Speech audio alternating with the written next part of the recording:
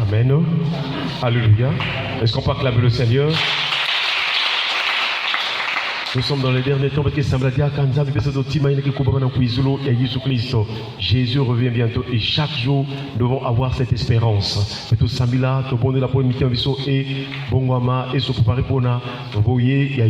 nous voulons prier le Seigneur au nom de Jésus.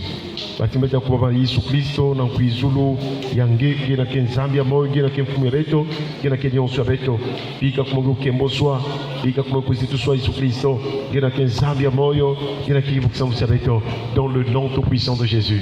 Gloire à notre Père. Dans le nom de Jésus, nous avons ainsi prié. Nous disons Amen. Amen. Voilà, nous continuons notre thème sur la repentance. Et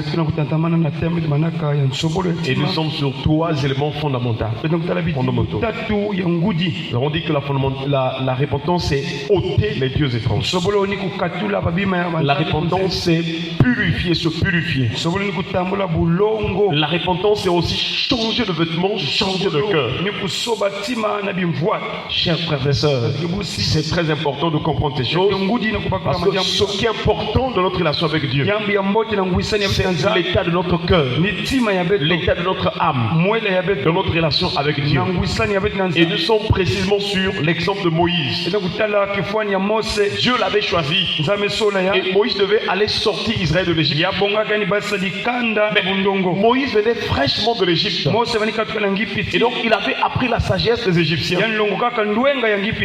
Donc, Actes chapitre 4, le verset 22, il est écrit: Moïse fut instruit dans toute la sagesse des Égyptiens. Et il était puissant en parole et en œuvre. La sagesse veut dire aussi la culture. Ça veut dire aussi la tradition. Et donc il connaissait bien l'Égypte. Mais à un moment donné, il est sorti de l'Égypte parce qu'il comprenait qu'il faisait partie du peuple de Dieu. À cause du mystère de la foi, Moïse a préféré aller souffrir avec le peuple de Dieu plutôt que de jouir pour un temps avec le péché. La Bible déclare qu'il regardait l'opprobre de Christ, plus précieuse que tous les trésors de l'Égypte. Est-ce qu'on peut acclamer le Seigneur? Nous ne pouvons pas dire que nous sommes repentis si nous ne faisons pas la différence entre l'œuvre de Christ et les biens passagers. Et donc ce jour-là, il était sur la montagne de Dieu à Horeb. Et c'est ainsi qu'il va voir une grande vision. Le feu était sur le buisson. Et le buisson ne se consumait point. Alors avec son raisonnement humain, il va dire: je veux me détourner pour voir quelle est cette grande vision. Lorsque nous voulons faire les choses avec notre propre raisonnement, alors nous serons déçus. Nous n'arriverons pas. La Bible déclare que l'Éternel, il a détruit la sagesse des sages et l'intelligence des intelligents. Nous devons donc nous plier à la volonté de Dieu. La Bible déclare: la faiblesse de Dieu est plus forte que les hommes. Et la folie de Dieu est plus sage que les hommes. Est-ce qu'on parle de la vie du Seigneur? C'est-à-dire, quand Dieu fait quelque chose, nous allons dire: oh, mais normalement ce n'est pas comme ça. Ce n'est pas comme ça que ça devait se faire. En principe, il fallait que ça se passe comme ça. Ce que nous regardons comme folie, c'est là où sortent les miracles, les signes et les prodiges. Est-ce qu'on parle de la vie du Seigneur? Alors pendant que Moïse voulait se détourner, nous sommes dans Exode chapitre 3 verset 5. La Bible déclare: Dieu dit, n'approche pas d'ici, ôte tes souliers de tes pieds, car le lieu sur lequel tu te tiens est une terre sainte. C'est cela la repentance. Accepter de ôter quelque chose. Ôter veut dire enlever quelque chose ou bien un objet de la place qu'il ou qu'elle occupait. Et précisément en ce qui nous concerne, c'est d'accepter de ôter dans nos cœurs les rapides, les pensées mauvaises. Jésus a dit c'est du dedans du cœur des hommes que sortent les mauvaises choses. Les adultères, les vols, les meurtres, toutes ces choses sortent du dedans du cœur. Les jalousies, la haine, tout cela sort du cœur des hommes. Et ces choses assurent l'homme. Quand tu sens la haine en toi et que tu acceptes d'obéir à la haine, ce péché de la haine va souiller ton corps, va souiller ton cœur, et tu seras séparé de Dieu. Chers frères et sœurs, alors nous voyons que Dieu dit à Moïse, ôte tes souliers. Que veut dire les souliers? Nous sommes dans Éphésiens chapitre 6 verset 15. Il est écrit, mettez pour chaussures à vos pieds le zèle que donne l'évangile de paix. Est-ce qu'on peut acclamer le Seigneur? Mettez pour chaussures à vos pieds le zèle que donne l'évangile de paix. Donc le zèle ici c'est l'image des chaussures. Ou du moins les chaussures ici signifient le zèle. Quand Dieu parlait à Moïse d'enlever ses souliers, il voulait l'enseigner qu'avec la sagesse que tu as eue en Égypte, la tradition, les cultures, la manière de penser que tu as reçue en Égypte, quel que soit ce que tu étais là-bas, avec cette manière-là, tu ne peux pas s'approcher de moi, parce que l'Égypte est comme l'image du monde. Chers frères et sœurs, le zèle donc c'est l'ardeur, c'est l'empressement, le dévouement à servir une personne ou bien une cause. Donc Moïse avait servi en Égypte, connaissait la sagesse des Égyptiens. Mais en ce qui nous concerne, puisque physiquement nous ne sommes pas en Égypte, que veut dire prophétiquement l'Égypte pour nous? C'est tout simplement le monde. Les choses que nous avons connues, les choses que nous avons embrassées, quand nous étions encore des païens, l'ensemble de tous ces éléments-là, la Bible l'appelle la sagesse. Alléluia. Quelle est la sagesse du monde qui a influencé ta vie? Dans quel domaine ta vie a été influencée par la sagesse du monde? Et l'apôtre Jacques nous a parlé de la sagesse. Il explique ceci dans Jacques chapitre 3 à partir du verset 15. Il dit, cette sagesse n'est point celle qui vient d'en haut. Donc il y a une sagesse qui vient d'en haut. Elle est différente de celle qui est terrestre. Et il dit, mais elle est terrestre, charnel, diabolique. Ce que nous avons reçu dans le monde, ce sont les choses de la terre. Ce sont les choses liées aux coutumes des hommes, aux traditions des hommes. Mais ces choses influencent la chair en vivant d'après les comportements païens que nous avions. Nous sommes charnels et la chair ne cohabite pas avec l'esprit. La chair a des désirs contraires à ceux de l'esprit. Et l'esprit, on a de contraire à ceux de la chair. La Bible déclare que l'affection de la chair ne saurait plaire à Dieu. Et dans la chair, nous avons des divisions. Nous avons des querelles. Nous avons la débauche, l'impudicité, le dérèglement, la gourmandise, les excès de table, j'allais dire. Tout ce qui a trait à la chair ne saurait plaire à Dieu. Et c'est ainsi que si vous vivez selon la chair, c'est ce que Paul a dit, je crois aux Romains, si vous vivez selon la chair, vous mourrez. Mais si par l'esprit vous faites mourir les actions du corps, vous vivrez. Est-ce qu'on acclame le Seigneur? Donc la sagesse de la terre, les comportements, la conduite que nous avons eue, la sagesse, ça veut dire aussi la conduite. Le comportement, la conduite que nous avons hérité de nos parents à cause de l'humanité déchue. À cause de la nature humaine déchue ou bien pécheresse. Cette sagesse-là est corrompue. Elle nous emmène à vivre selon la chair. Mais la Bible déclare qu'elle est aussi diabolique. Elle cohabite avec le diable.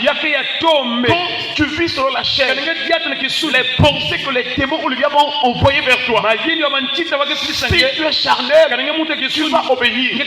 Tu penseras que c'est toi-même. Or, c'est l'ennemi qui envoie les mauvaises pensées. Et dans la chair, nous avons toutes sortes de perversions dans ce monde. Mais le jour de la Pentecôte, l'apôtre Pierre est en train d'exhorter. Il dit, sauvez-vous de cette génération perverse. Là où nous sommes présentement, il faut chercher à sortir du monde, à sortir des choses du monde, car les temps sont finis. Les gens seront surpris. Jésus revient bientôt. Ce n'est plus le temps de rester dans la jalousie, dans la haine. Non, chers frères et sœurs, cherche à marcher selon l'esprit. Est-ce qu'on peut acclamer le Seigneur? Chers frères et sœurs, et l'apôtre Jacques continue à dire, car là où il y a un zèle amer, donc la vie charnelle nous emmène un zèle amer, un comportement, une conduite qui dérange les autres. Je ne sais pas si c'est ce que tu vis. Est-ce que quand tu es ensemble avec les autres, est-ce que quand tu es dans un milieu, est-ce que tu déranges ou bien tu apportes la paix? Qu'est-ce qui se passe dans ton comportement? Qu'est-ce qui se passe dans ta conduite? Cette sagesse de la terre est charnelle et diabolique. Et dans cette sagesse, il y a un zèle amer.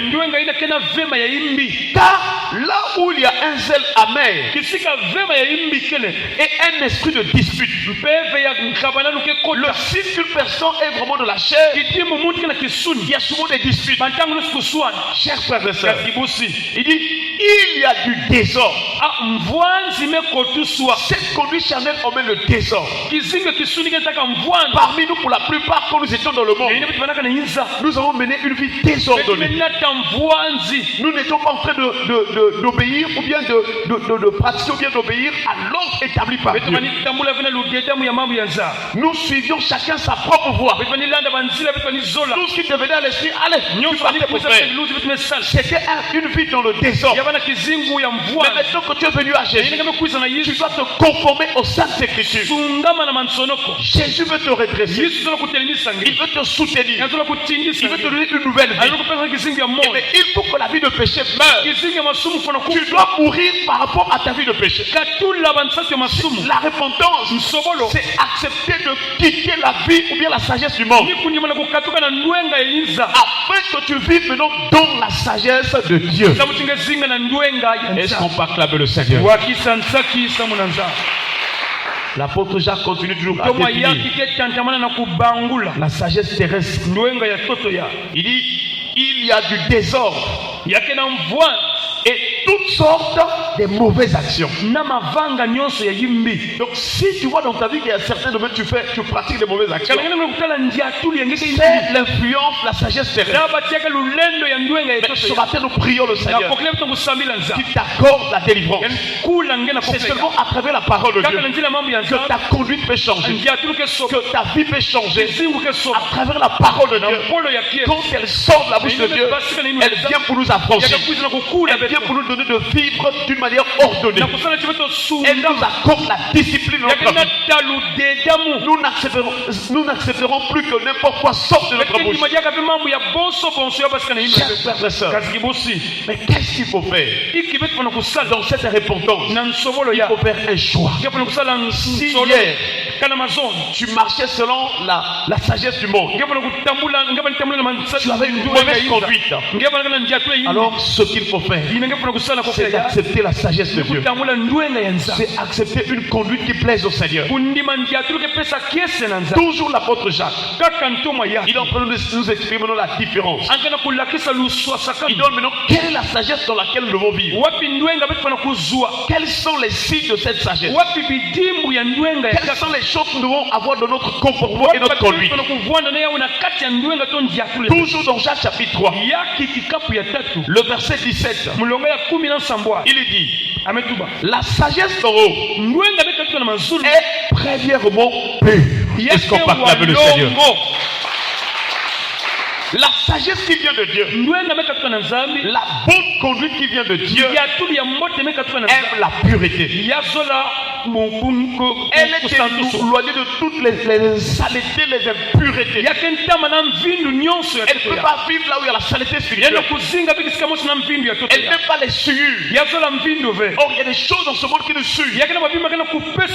Les boissons énivrantes souillent les gens.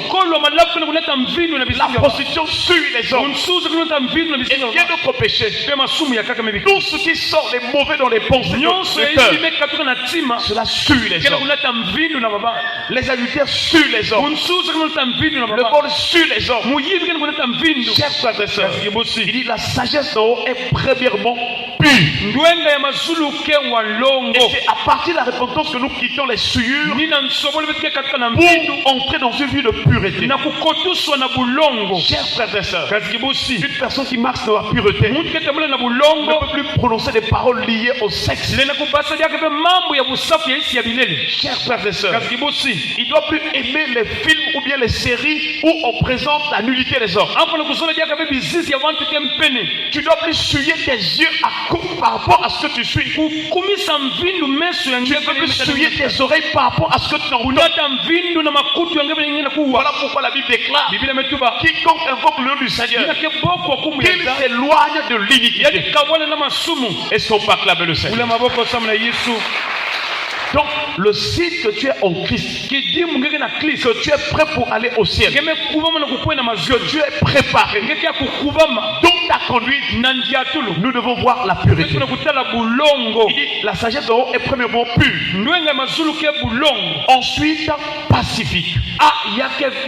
Le signe que tu as une bonne conduite, que tu marches selon l'esprit, alors tu dois apporter la paix.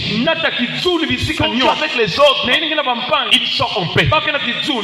Dans ton langage, dans ta conduite, tu mets à l'aise les autres. Quand les gens sont avec toi, ils ont envie de rester avec toi, parce que tu procures la paix. Et c'est le signe que tu vis dans le royaume de Dieu. Parce que la Bible déclare: heureux ceux qui procurent la paix, car ils seront appelés fils de Dieu. Est-ce qu'on parle avec le Seigneur? La sagesse en haut est modérée. Elle ne fait pas les choses à l'extrême. Elle sait se réserver. Même si toutes les femmes de ce monde sont en train de mettre des collants,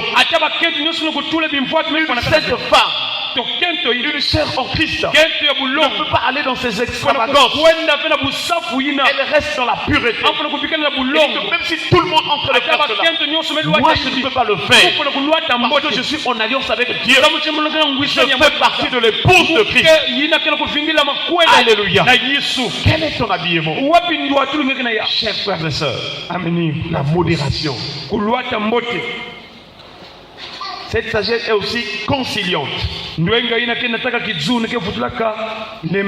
Conciliante veut dire avoir la bonne entente. Donc il garde la bonne entente avec les autres. S'entendre avec les autres. Voilà. C'est le signe que tu as la sagesse de Dieu. Où que tu passes, tu veux qu'il y ait la bonne entente. Tu ne dois pas mettre non, ce qu'on a eu là, chacun reste sur son coin, moi aussi je reste sur mon coin. Je pense qu'un tel par rapport à ce qu'il m'a fait là, en tout cas jusqu'à ce que je vais mourir, je ne peux plus lui parler. Non. La sagesse en haut est conciliante. Même si vous avez eu un problème, alors c'est vrai que ça te fait mal. Mais après tu dois libérer ton cœur. Est-ce qu'on peut acclamer le Seigneur? Cette sagesse est pleine de miséricorde. Donc il ne peut pas supporter l'autre dans la souffrance, de la douleur. Vous vous souvenez de la parabole du bon samaritain? Le docteur de la loi a dit à Jésus, et qui est mon prochain? Jésus a dit, un homme descendait de Jérusalem à Jéricho. Il est tombé entre les mains des brigands. Ils l'ont frappé, ils l'ont roué des coups, le laissant à demi-mort. Quelque temps après, un sacrificateur a quitté Jérusalem. Il est passé par là. Il est passé outre. Un lévite est passé outre. Ils n'avaient pas compassion de la personne qui souffrait. Et aujourd'hui dans ce monde, la compassion c'est de quitter les cœurs. Les gens n'ont plus la miséricorde et la compassion vis-à-vis des autres. Même s'ils sont en train de souffrir, même s'ils sont en train de gémir, les gens ne sont plus sensibles. Voilà ce que les démons ont apporté au monde. À cause du manque de la foi, les démons vraiment imprègnent les hommes.